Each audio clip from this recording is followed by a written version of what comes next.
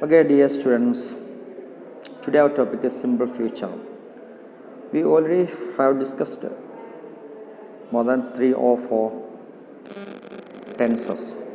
Here, today, let's go to simple future. Simple future is much easier than the previous classes, I think, because here there is no confused form of verbs. Only what we have to add this one to make a simple future is will. നമ്മൾ simple ഫ്യൂച്ചറിനെ കുറിച്ചാണ് പറയുന്നത്. നമുക്ക് simple ഫ്യൂച്ചറിൽ എങ്ങനെയാണ് ചെയ്യേണ്ടതെന്ന് നോക്കുന്നത്. നമ്മൾ നേരത്തെ തന്നെ എന്ത് പഠിച്ചു കഴിഞ്ഞു? പ്രസൻറ്റിൻ്റെയും പാസ്റ്റിൻ്റെയും ചില രൂപങ്ങളൊക്കെ പഠിച്ചു കഴിഞ്ഞു.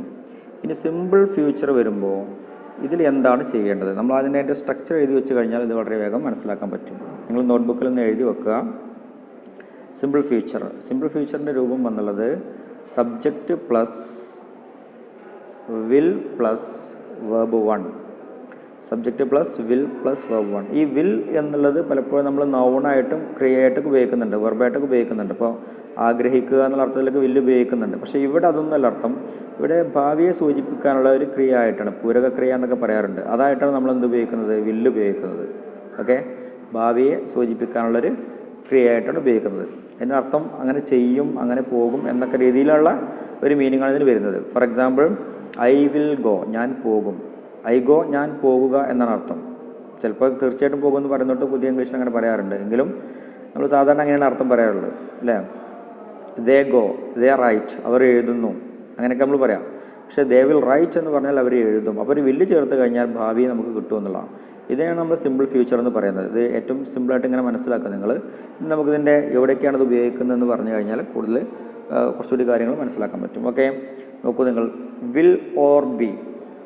Okay, will or be going to. ഈ സിമ്പിൾ ഫ്യൂച്ചർ ഉണ്ടാക്കാൻ വേണ്ടി നമ്മൾ ഉപയോഗിക്കുന്ന ഒരു കാര്യം ഒന്ന് വില്ലാണ്. പിന്നെ ബി ഗോയിങ് ടു എന്ന് പ്രയോഗം വെച്ചുകൊണ്ട് നമുക്ക് എന്തുണ്ടാക്കാം? വെർബ് ഉണ്ടാക്കാം. ഇതാണ് ഇവിടെ കൊടുത്തത്, will or be going to. Be going to, ബിക്ക് പകരം എന്തൊക്കെ ആകാം? ഈസ് ആകാം. നേരത്തെ പറഞ്ഞിട്ടുണ്ട് നമ്മൾ, അല്ലേ? ആ ബേസ് ഫോം ആണ്. ഈസ് ആകാം, ആം ആകാം, ആറൊക്കെ ആകാം. ഫോർ എക്സാമ്പിൾ, ഐ ആണെങ്കിൽ വരും, ബിക്ക് പകരം ഐ ആം ഗോയിങ് ടു ആകും. ഹി ആണെങ്കിൽ ഹി ഈസ് ഗോയിങ് ടു ആകും. ദേ ആണെങ്കിൽ ദേ ആർ ഗോയിങ് ടു ആകും. മനസ്സിലാവുന്നുണ്ടോ? അതാണ് ബി ബേസ് ഫോമാണ്. അപ്പോൾ നോക്കൂ നിങ്ങൾ, എങ്ങനെ വരുന്നത്? Will or be going to, ഈ used to express future time. ഇതാണ് നമ്മൾ കാര്യമായിട്ട് ഉപയോഗിക്കുന്നത്. ഫോർ എക്സാമ്പിൾ, ഇപ്പോൾ ഇങ്ങനെ പറയാം, ഐ വിൽ റൈറ്റ്, ഞാൻ എഴുതും. I am going to write, ഞാൻ എഴുതാൻ പോവുകയാണ്.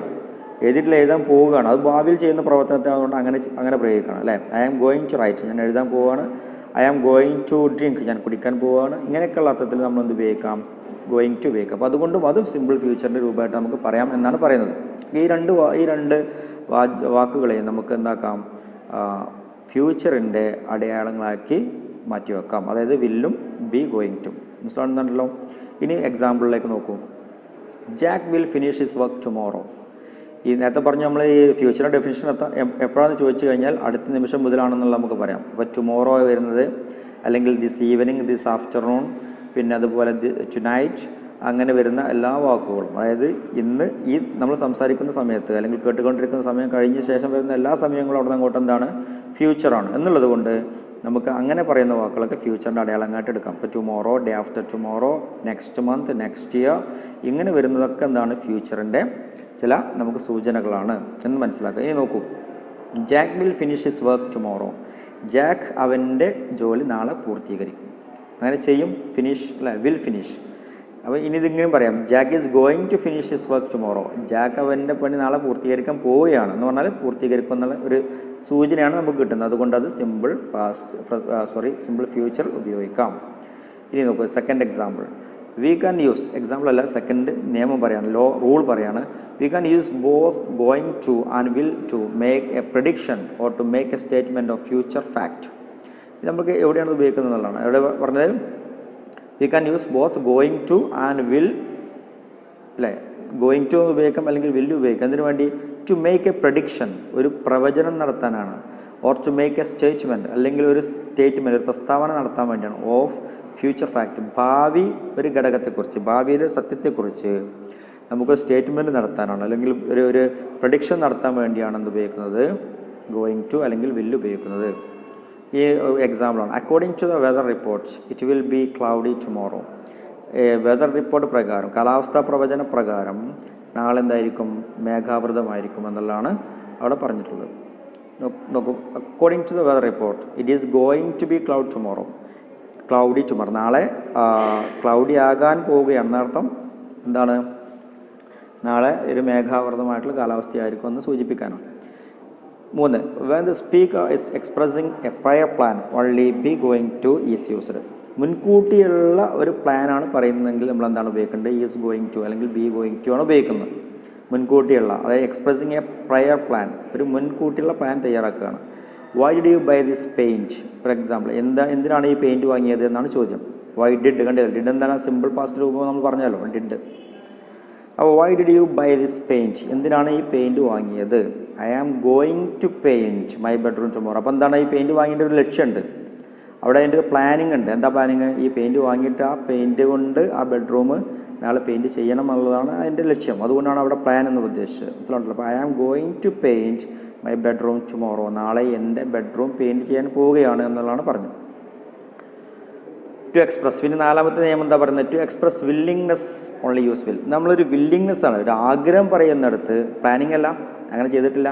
ഇപ്പോൾ പ്ലാനിങ് എന്ന് പറഞ്ഞാൽ എന്താണ്? ഇപ്പോൾ പെയിൻറ്റ് വാങ്ങി വെച്ചിട്ടുണ്ട് അല്ലേ, അപ്പോൾ പ്ലാനിങ് ആണ്, ചെയ്തു വെച്ചു കഴിഞ്ഞു. അപ്പോൾ ഈ നാളെ ചെയ്യാൻ പോകുന്ന കാര്യത്തിനുള്ള പ്ലാൻ ചെയ്തു വെച്ചതാണ്. പക്ഷേ വില്ലിങ്നെസ്, ഒരു ആഗ്രഹം പറയുന്നിടത്ത് ചിലപ്പോൾ നമ്മൾ എന്ത് ഉപയോഗിച്ചാൽ മതി? വില്ല് ഗോയിങ് ടു ഉപയോഗിക്കേണ്ട പകരം എന്ത് ഉപയോഗിച്ചാൽ മതി? വില്ല് ഉപയോഗിച്ചാൽ മതി. For example, the phone is റിങ്ങിങ്, ഐ വിൽ ഗെറ്റ് ഇറ്റ്. അപ്പോൾ നമ്മൾ വീട്ടിൽ നിൽക്കുമ്പോൾ പെട്ടെന്ന് ഫോൺ റിങ് ചെയ്യാണ്, അത് ഞാനത് എടുക്കാം അല്ലേ, അത് ഞാൻ അറ്റൻഡ് ചെയ്യാം, ഐ വിൽ ഗെറ്റ് ഇറ്റ് എന്നാണ് അതിൻ്റെ മീനിങ്. അപ്പോൾ ഇങ്ങനെയൊക്കെയുള്ള സിമ്പിൾ ഫ്യൂച്ചറിൻ്റെ ചില ഭാഗങ്ങൾ നമ്മൾ പഠിച്ചത്. ഇനി അതിന് നമുക്ക് പോസിറ്റീവ് നെഗറ്റീവ് ആക്കാൻ വളരെ എളുപ്പമാണ്. ഈ ഇതിൻ്റെ പിന്നെ ഓക്സിലറി വെർബായിട്ടുള്ള വില്ലിൻ്റെ കൂടെ എന്ത് ചെയ്താൽ മതി? നോട്ട് വെച്ചാൽ നമുക്ക് എന്ത് കിട്ടും? അതിൻ്റെ നെഗറ്റീവ് കിട്ടും. അപ്പോൾ വില്ലിൻ്റെ കൂടെ will not.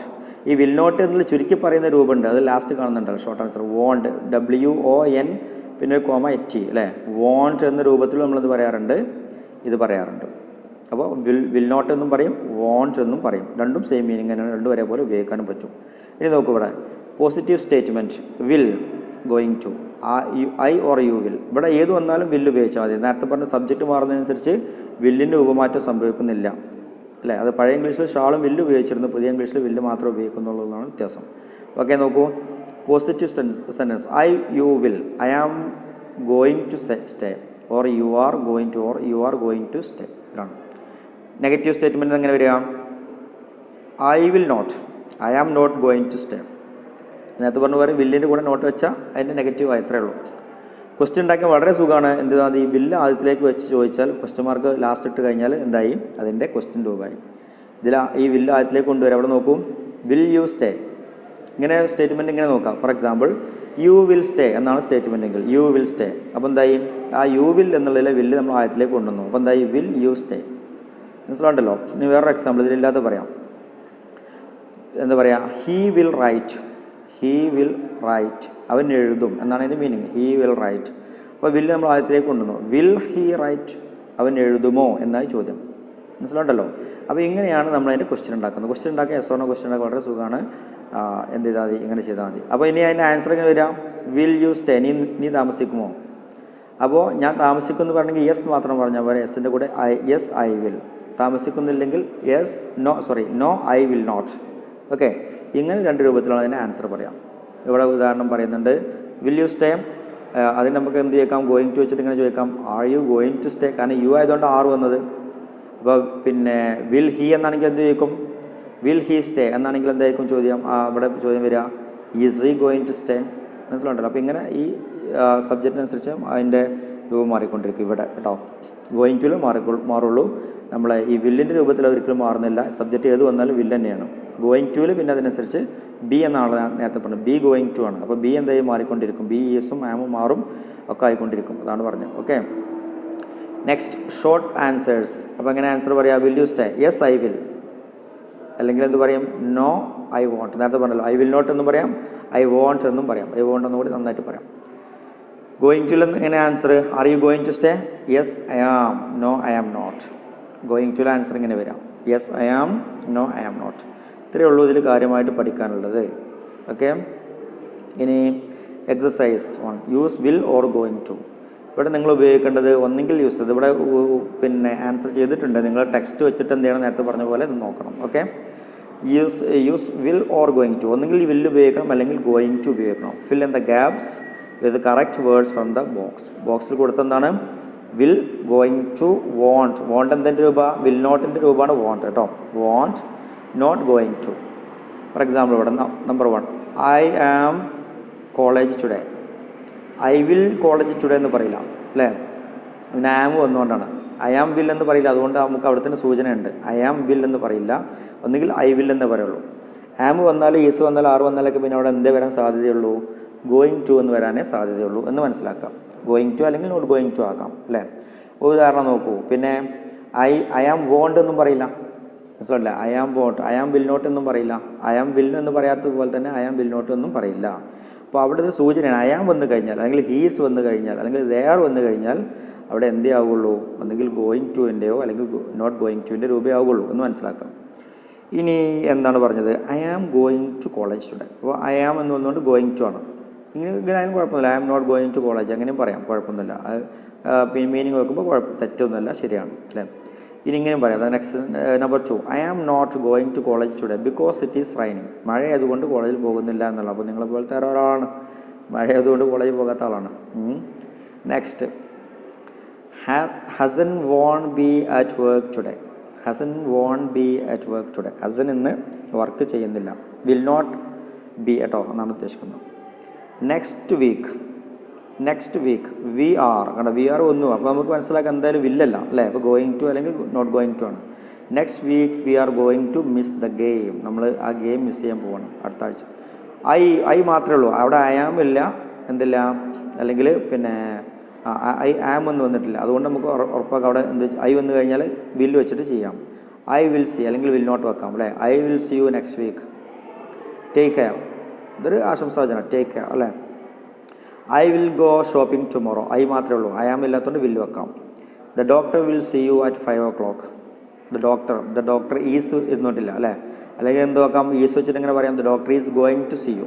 മനസ്സിലാകുന്നുണ്ടല്ലോ, the doctor is going to C അങ്ങനെ പറയാം. I will help you paint your home. ഇങ്ങനെയൊക്കെയാണ് അതിൻ്റെ രൂപം വരുന്നത്. പിന്നെ ഇനി ഗോയിങ് ടുവിൻ്റെ രൂപം കറക്റ്റ് വേർഡ് വെച്ചിട്ട് പൂരിപ്പിക്കാനാണ്. We don't have any bread. We don't have any bread. Next, I know I will get some from the shop. ഇനി ഇവിടെ ചോദ്യം അങ്ങനെ വരുന്നുണ്ട്. We don't have any bread. Really I am, ഇപ്പോൾ ഒരാൾ ബ്രെഡ് ഇല്ല എന്ന് പറയാണ്. അപ്പോൾ ചോദ്യം അങ്ങനെ ഉണ്ടോ, ബ്രെഡ് ഇല്ലേ? അതാണ് റിയലി ഉദ്ദേശിക്കുന്നത് അവിടെ കേട്ടോ. മീനിങ് വരുന്നത് എന്താണ്? റിയലി അങ്ങനെ ബ്രെഡ് ഇല്ലേ എന്നുള്ളതാണ് രൂപത്തിലാണ്. റിയലി സത്യമാണോ? I am going to get some from the shop then. അങ്ങനെയാണെങ്കിൽ ഞാൻ കുറച്ച് പോയിട്ട് കൊണ്ടുവരാം. കാരണം അത് പ്ലാനിങ് ആണ്, അവിടെ ഇല്ല എന്നുള്ളതുകൊണ്ട് പ്ലാൻ ചെയ്തുകൊണ്ട് പോവുകയാണ് അല്ലേ. അപ്പോൾ I am going to get some from the shop then. Why do you need to borrow my suitcase. എന്തുകൊണ്ട് അവിടെ ഒരു ക്വസ്റ്റ്യൻ വരുന്നുണ്ട് അവിടെ. Why do you need to borrow, എന്തുകൊണ്ടാണ് എൻ്റെ സൂട്ട് കേസ് ആവശ്യം വരുന്നത് എന്നുള്ളതാണ്. ബോറോ കടമെടുക്കുന്നത്.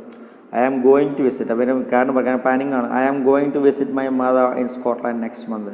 അടുത്ത മാസം സ്കോട്ട്ലാൻഡ് പോയിട്ട് അമ്മയെ കാണാൻ പോവുകയാണ്, അപ്പോൾ സൂട്ട് കേസ് വേണം. I am really cold. I am really cold. I will turn the heating on. ഇപ്പോൾ അത് പ്ലാനിങ് അല്ല, ഇപ്പോൾ പെട്ടെന്ന് തണുപ്പ് വന്നാണ്. അപ്പോൾ പെട്ടെന്ന് എന്താണ്, ഞാൻ അപ്പോൾ തന്നെ അത് ഓഫാക്കാം, ഹീറ്റിംഗ് ഓണാക്കാം. ഐ വിൽ ടേൺ അല്ലേ ദ ഹീറ്റിംഗ് ഓൺ.